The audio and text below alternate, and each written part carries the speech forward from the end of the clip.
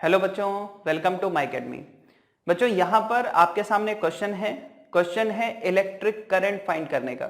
और क्या इंफॉर्मेशन दी है एक बार पहले पूरा क्वेश्चन रीड करते हैं और उसके अकॉर्डिंग उसको सॉल्व करते हैं। ठीक है, यहां पर बच्चों बोला गया है 50 alpha particles pass through a given cross section per second from left to right, 200 electrons per second from right to left and 100 protons per second from right to left. तो एक काम करते हैं, एक बच्चों क्रॉस सेक्शन ड्रॉ करते हैं और उस क्रॉस सेक्शन को ड्रॉ करने के बाद जैसे जैसे जितने जितने पार्टिकल्स बोले गए हैं उनको यहां पर हम शो करते हैं। तो लेट सपोज बच्चों यहां पर हमने एक क्रॉस सेक्शन इस तरह से लिया, ये क्रॉस सेक्शन है जिससे कुछ पार्टिकल्स क्रॉस हो रहे हैं। तो ये हमने क्रॉस सेक्शन ले लिया। ठीक है, यहां पर बोला गया 50 अल्फा पार्टिकल्स।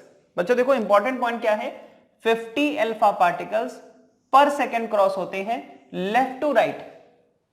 तो यहां पर हम क्या कर सकते हैं, देखो इस तरह से आप लेफ्ट टू राइट ऐसे ड्रॉ कर दो और इस पर लिख दो यहां पर 50 अल्फा पार्टिकल्स। ठीक है, 50 अल्फा पार्टिकल्स पर सेकेंड, ध्यान देना पर सेकेंड, यानी कि 1 सेकेंड में बच्चों यहां पर 50 अल्फा पार्टिकल्स निकल जाएंगे लेफ्ट टू राइट। इसके बाद बोला गया है 200 electrons per second from right to left. अब यहां पर आप देखो तो बच्चों इस तरह से राइट से लेफ्ट डायरेक्शन में क्या बोला गया है, 200 इलेक्ट्रॉन्स पर सेकेंड क्रॉस हो रहे हैं। ठीक है, 200 इलेक्ट्रॉन्स राइट से लेफ्ट में जा रहे हैं। लास्ट में लिखा है 100 protons per second from right to left. बच्चों अगेन यहां पर देखो इस तरह से राइट से लेफ्ट डायरेक्शन में कितने हैं, 100 प्रोटॉन्स हैं, 100 प्रोटॉन्स हैं पर सेकेंड पास होते हैं। ये इंफॉर्मेशन आपको गिवन है। अच्छा, सबसे पहले देखो इनके चार्जेस के बारे में आइडिया होना चाहिए। जैसे इलेक्ट्रॉन और प्रोटॉन का चार्ज तो आपको पता है बच्चों। यहां पर जो नया है आपके लिए वो अल्फा पार्टिकल हो सकता है, तो मैं पहले आपको अल्फा पार्टिकल के बारे में बता दूं। तो जैसे अल्फा पार्टिकल है, इलेक्ट्रॉन है और प्रोटॉन है। बच्चों इलेक्ट्रॉन का चार्ज क्या होता है, -e, प्रोटॉन का चार्ज क्या होता है, +e। ये तो हमें पता है। तो इलेक्ट्रॉन का चार्ज अगर हम बात करें, Q की बात करें तो ये कितना हो गया, -e। प्रोटॉन के चार्ज की बात करें ये हो गया +e। अब बात करते हैं अल्फा पार्टिकल। अल्फा पार्टिकल क्या है बच्चों, न्यूक्लियस ऑफ 2He4। 2He4 है ना, जो हीलियम है उसका न्यूक्लियस होता है, उसे हम बोलते हैं अल्फा पार्टिकल। तो 2He4 में 2 यानी कि नंबर ऑफ प्रोटॉन्स कितने हो गए, 2। तो इस पर चार्ज कितना होगा, +2e। कितना होगा, +2e का चार्ज होगा। तो पहली बात, 2 पॉजिटिव चार्जेस है बच्चों यहां पर और 1 नेगेटिव चार्ज है। मैंने आपसे कहा था चार्ज के बेसिस पर नहीं, हमें क्या करना है, हर एक चार्ज की वजह से करंट की डायरेक्शन देखनी है। देखिए सबसे पहले यहां पर देखो अल्फा पार्टिकल की वजह से करंट की डायरेक्शन क्या होगी। तो बच्चों देखो अल्फा पार्टिकल कैसे हैं, यहां पर लिख लो चाहो तो, पॉजिटिव चार्ज, इलेक्ट्रॉन कैसा है, नेगेटिव चार्ज, प्रोटॉन कैसा है, पॉजिटिव चार्ज। अब जरा समझिएगा, अल्फा पार्टिकल की वजह से जो करंट होगी उसकी डायरेक्शन क्या होगी। तो अल्फा पार्टिकल पॉजिटिव है, पॉजिटिव जिस डायरेक्शन में चलता है उसी डायरेक्शन को हम करंट की डायरेक्शन लेते हैं। तो हम कहेंगे ये डायरेक्शन बच्चों किसकी हो गई, current due to alpha particles. ठीक है, पॉजिटिव चार्ज जिस डायरेक्शन में चलता है करंट उसी डायरेक्शन में होती है, तो ये है current due to alpha particles. अब आप जरा सेकंड में आओ, इलेक्ट्रॉन्स का फ्लो इस डायरेक्शन में हो रहा है बच्चों। नेगेटिव चार्ज अगर इस डायरेक्शन में चल रहा है तो उसके ऑपोजिट डायरेक्शन में उसकी वजह से करंट होगी। तो इलेक्ट्रॉन ऐसे जा रहा है तो इलेक्ट्रॉन की वजह से करंट उसके ऑपोजिट डायरेक्शन में होगी, ये हो गई करंट ड्यू टू इलेक्ट्रॉन। इसके बाद देखिए प्रोटॉन। प्रोटॉन बच्चों पॉजिटिव चार्ज है, इस डायरेक्शन में जा रहा है राइट टू लेफ्ट। प्रोटॉन जिस डायरेक्शन में जा रहा है उसी डायरेक्शन में उस प्रोटॉन की वजह से करंट होगी, तो ये हो गई करंट ड्यू टू प्रोटॉन्स। अब आप यहां पर देखो दो करंट तो सेम डायरेक्शन में है, I अल्फा और IE, और प्रोटॉन की करंट बच्चों उसके ऑपोजिट डायरेक्शन में है। तो हम क्या बोलेंगे कि यहां पर जो नेट इलेक्ट्रिक करंट होगी उसको हम क्या लिख सकते हैं, I अल्फा प्लस IE, ये दोनों सेम डायरेक्शन में तो ऐड हो गई, और minus current due to protons लिख सकते हैं इस तरह से। अल्फा की करंट और इलेक्ट्रॉन की करंट सेम डायरेक्शन में तो इनको ऐड कर दो, प्रोटॉन की करंट उसके ऑपोजिट डायरेक्शन में तो उसको सब्ट्रैक्ट कर दो। तो बच्चों नेट करंट यहां पर ये होगी। अब एक काम करते हैं, अल्फा की करंट लिखते हैं क्या होगी यहां पर। देखो बच्चों करंट का मतलब क्या होता है कि पर सेकंड कितना चार्ज फ्लो हो रहा है। करंट का मतलब क्या था, पर सेकंड कितना चार्ज फ्लो हो रहा है। इसको हम कैसे यहां पर फाइंड करेंगे, देखो हम ये देखेंगे पर सेकंड कितने पार्टिकल क्रॉस हो रहे हैं, पर सेकंड कितने पार्टिकल क्रॉस हो रहे हैं इनटू एक पार्टिकल का चार्ज कितना है, मल्टीप्लाई कर दो। तो यहां पर अगर आप देखें पर सेकंड कितने अल्फा क्रॉस हो रहे हैं 50, तो हम यहां पर देखो इसको ऐसे लिखेंगे 50 अल्फा पार्टिकल्स पर सेकंड क्रॉस हो रहे हैं। ठीक है, एक सेकंड में 50 अल्फा, हम ये देखना चाहते हैं एक सेकंड में चार्ज कितना फ्लो किया है, तो एक सेकंड में 50 अल्फा निकल गया।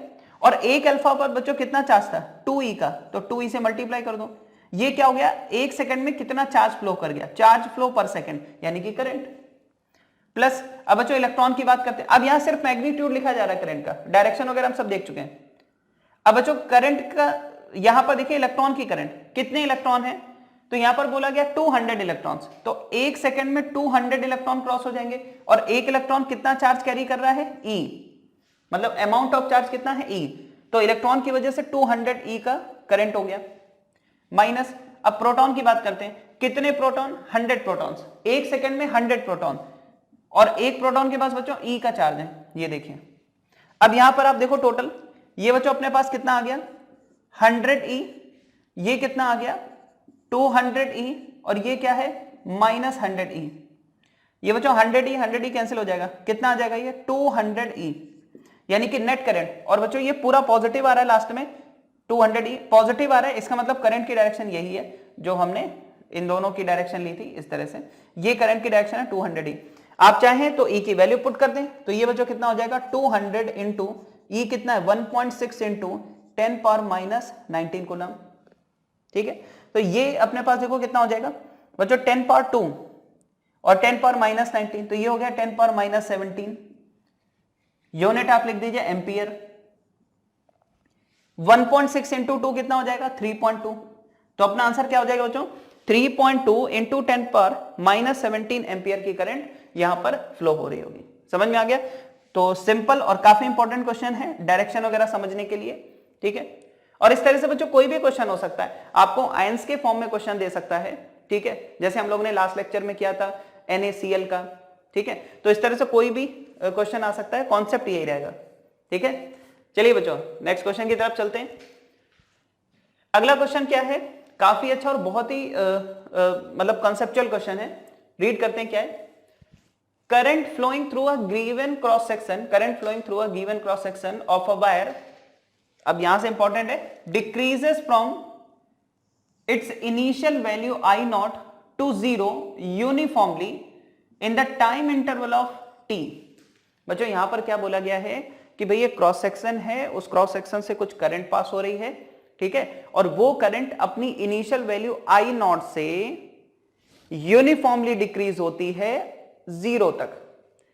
दो चीजें बहुत इंपॉर्टेंट है, पहला कहां से कहां पर गई, तो इनिशियल वैल्यू करंट की क्या है I नॉट, और फाइनल वैल्यू करंट की क्या है 0। मतलब करंट पहले I नॉट फ्लो हो रही थी और धीरे धीरे कम होते होते होते कितनी हो गई 0। और किस तरीके से डिक्रीज कर रही है, यूनिफॉर्मली।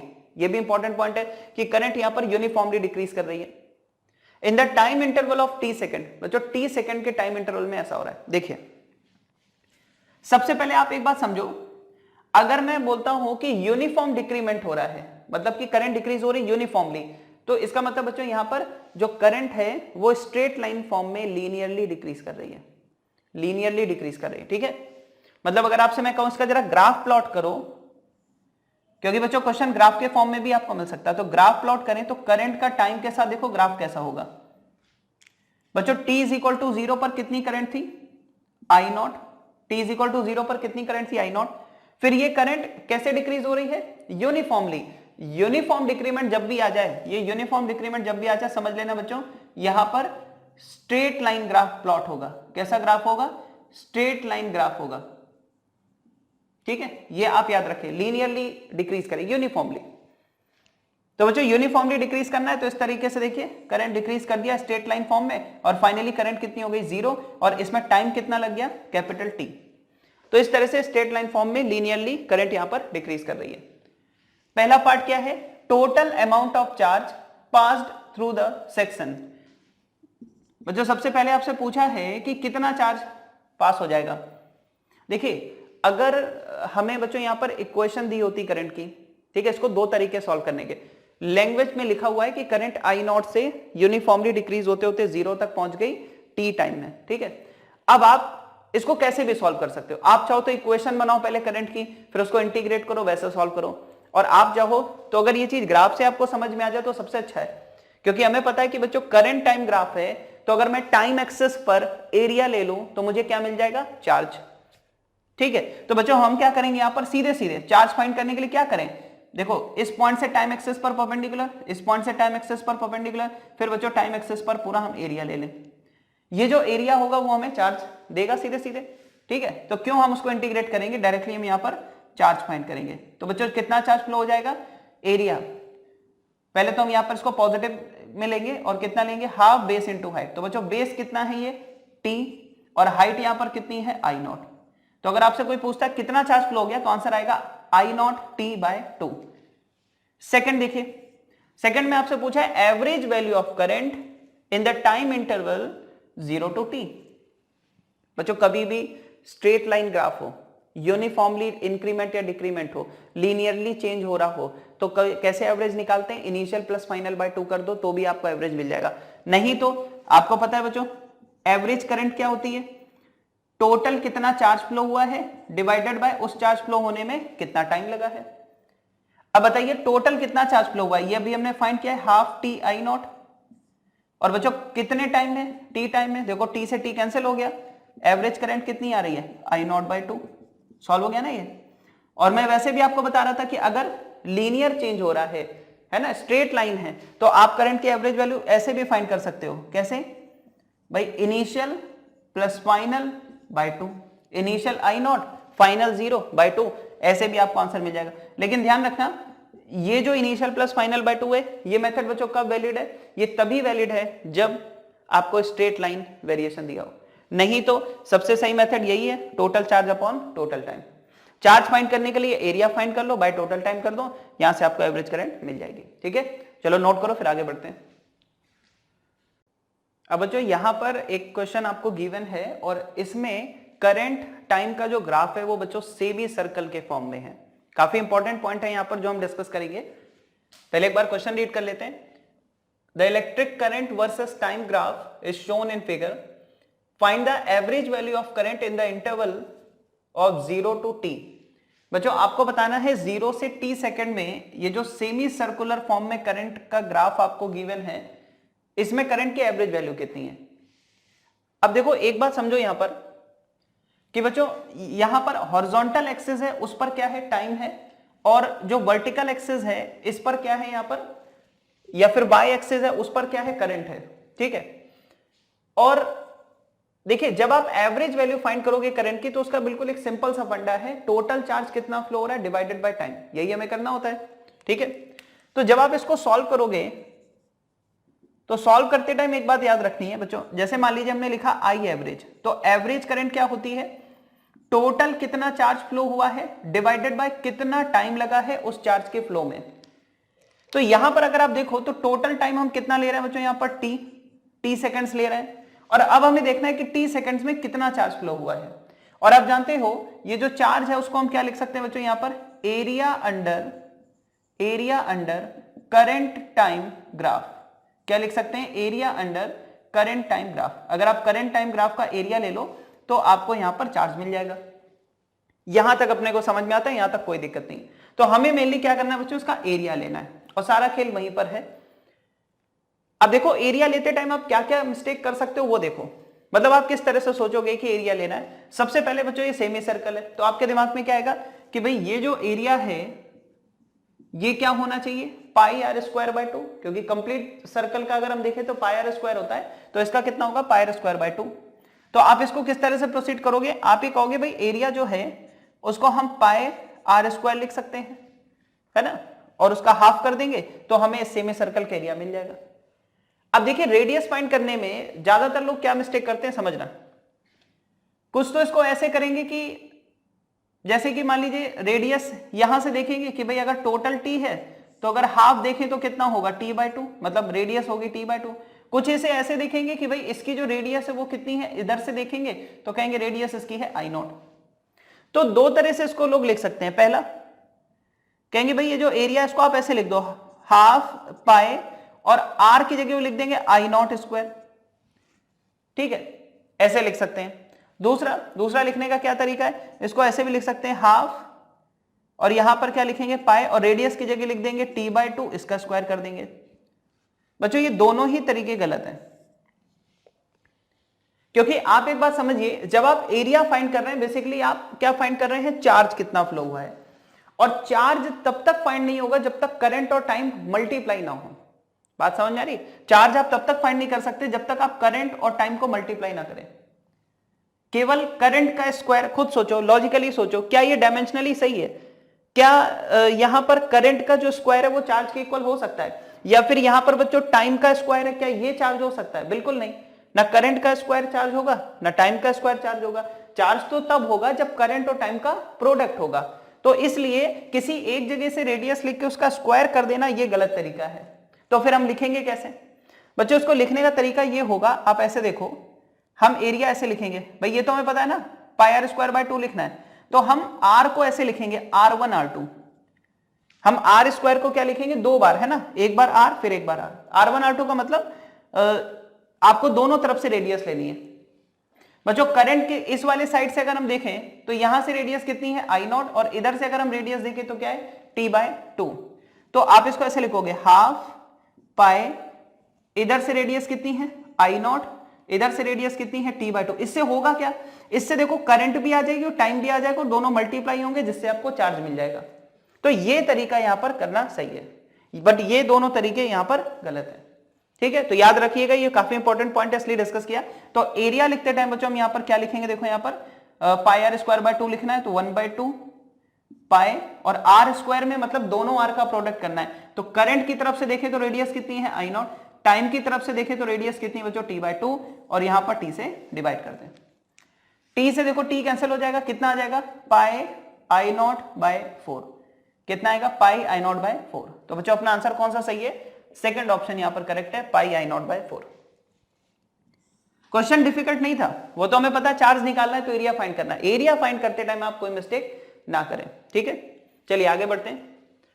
बहुत ही अच्छा क्वेश्चन है बच्चों, इस टाइप के हम 2-3 क्वेश्चन और डिस्कस करेंगे, इसमें क्या क्या वेरिएशन हो सकते हैं। ठीक है, देखिए हमें यह बात पता है कि बच्चों अगर कोई क्रॉस सेक्शन है या कोई भी सेक्शन है और वहां से अगर चार्ज फ्लो हो रहा है तो करंट प्रोड्यूस होगी।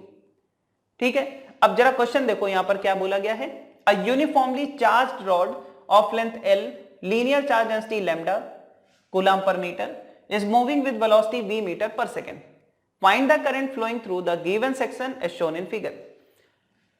बच्चों यहां पर अगर आप देखो एक चार्ज्ड रॉड है और चार्ज भी कैसा है, यूनिफॉर्म चार्ज डिस्ट्रीब्यूशन है, मतलब इसकी अगर आप यूनिट लेंथ लेते हो तो उसमें कितना चार्ज है, लैम्डा कूलम। अगर आप इसकी यूनिट लेंथ लेते हो तो उसमें कितना चार्ज है बच्चों, लैम्डा कूलम। तो एक जैसे मान लो मेरे पास एक ये रॉड है और इस रॉड में बच्चों मैं पॉजिटिव चार्ज यूनिफॉर्मली डिस्ट्रीब्यूट कर देता हूं, और सामने मान लीजिए यहां पर कोई सेक्शन है। ठीक है, जैसे जैसे रॉड बच्चों आगे बढ़ेगी और जैसे ही ये सेक्शन को क्रॉस करना स्टार्ट करेगी, हम क्या बोलेंगे, रॉड क्रॉस कर रही है और रॉड पे क्या है बच्चों, चार्ज है, तो चार्ज क्रॉस हो रहा है, लगातार चार्ज पास हो रहा है सेक्शन से, और जब चार्ज फ्लो करना स्टार्ट करेगा तो क्या प्रोड्यूस होगी, करंट। हमें वही फाइंड करना है। ठीक है, तो यहां पर बच्चों ये सिचुएशन है कि यूनिट लेंथ में लैम्डा कूलम पर मीटर है ना, यूनिट लेंथ में लैम्डा कूलम का चार्ज है, v वेलोसिटी से रॉड जा रही है, और बच्चों ये AB एक सेक्शन है और इसी सेक्शन से आपसे पूछा है कितनी करंट होगी। बहुत अच्छे से समझेंगे, बहुत ढंग से समझिएगा, क्योंकि इसी का यूज बच्चों आगे भी होना और यहां से एक इंपॉर्टेंट रिजल्ट भी अपने को मिलेगा। ठीक है, देखो बच्चों किसी टाइम पर ऐसा अगर मैं आपसे बोलूं, एज्यूम कर लो कि किसी टाइम पर मान लीजिए रॉड यहां पर थी और ये सेक्शन था AB। ठीक है, AB एक सेक्शन था। ठीक है, अच्छा आप जरा बेसिक डेफिनेशन पे चले जाइए। बच्चों हम करंट कैसे लिखते थे, किसी भी टाइम अगर मुझे करंट लिखनी है, इंस्टेंटेनियस करंट, तो क्या होती थी, dq/dt। क्या होती थी, dq/dt। इसका मतलब क्या था, इसका मतलब ये था कि बच्चों सपोज t पर ये सिचुएशन है, t पर ये सिचुएशन अपने पास है कि कुछ रॉड उधर निकल चुकी है, कुछ इधर बाकी है, और चार्ज यहां पर डिस्ट्रीब्यूटेड है। ठीक है, ये देखिए चार्ज यहां पर है इस तरह से, और ये रॉड v वेलोसिटी से चल रही है और लैम्डा यहां पर डेंसिटी गिवन है। ठीक, ये t टाइम की सिचुएशन है। अब जो करंट निकालनी है तो क्या तरीका है, आप इसको dt टाइम दो। प्रिंसिपल क्या कहता है कि आप इसको dt टाइम दो और देखो कि dt टाइम में कितना चार्ज और फ्लो हो गया, कितना चार्ज और पास हो गया। यही तो तरीका है, मतलब कि हम बच्चों यहां पर इसको क्या लिखेंगे, डिनोमिनेटर में तो dt लिखेंगे और मैं कहूंगा इसको dt टाइम दीजिए और देखिए कितना चार्ज पास हो गया। अब जरा बात समझना बच्चों, इसकी वेलोसिटी कितनी है v, तो अगर मैं इसको dt टाइम देता हूं तो ये कितना डिस्टेंस मूव करेगी, है ना। हो सकता है इसकी वेलोसिटी वेरिएबल हो लेकिन कोई फर्क नहीं पड़ता, हम तो उसको सिर्फ dt टाइम दे रहे हैं। तो अगर हम यहां पर देखें distance covered by rod in time dt, बच्चों dt टाइम में रॉड कितना डिस्टेंस चलेगी, तो डिस्टेंस क्या होती है, उसकी स्पीड क्या है इनटू आपने कितना टाइम दिया है। तो स्पीड यहां पर क्या है v, टाइम कितना दिया है dt, तो v dt का डिस्टेंस ये रॉड कवर करेगी। तो हम क्या करेंगे, देखो कि अभी रॉड ऐसी थी, अगर मैंने इसको dt टाइम दिया तो ये रॉड बच्चों थोड़ा सा शिफ्ट हो जाएगी, कितनी लेंथ आगे बढ़ गई, कितनी लेंथ आगे बढ़ गई, हमने इसको कोई 1 सेकंड नहीं दिया, हमने सिर्फ dt टाइम दिया है, तो परेशान होने की कोई बात नहीं, dt टाइम दिया है। तो dt टाइम में बच्चों रॉड अपनी जगह से कितना आगे बढ़ गई, v dt, कितनी लेंथ आगे बढ़ गई, v dt। इसका मतलब समझ रहे हैं क्या है कि इस क्रॉस सेक्शन से कितनी लेंथ का चार्ज और पास हो गया, v dt लेंथ का चार्ज और पास हो गया। मतलब आप ये कह सकते हो कि ये जो v dt लेंथ होगी ना, यहां पर ये जो v dt लेंथ है उतनी लेंथ का चार्ज और पास हो गया। ठीक है, तो अब हमें क्या लिखना है बच्चों, यहां पर कितना चार्ज पास हो गया, हम लिखेंगे charge of length v dt, यही तो लिखेंगे, v dt लेंथ में जितना चार्ज था वो इससे पास हो गया।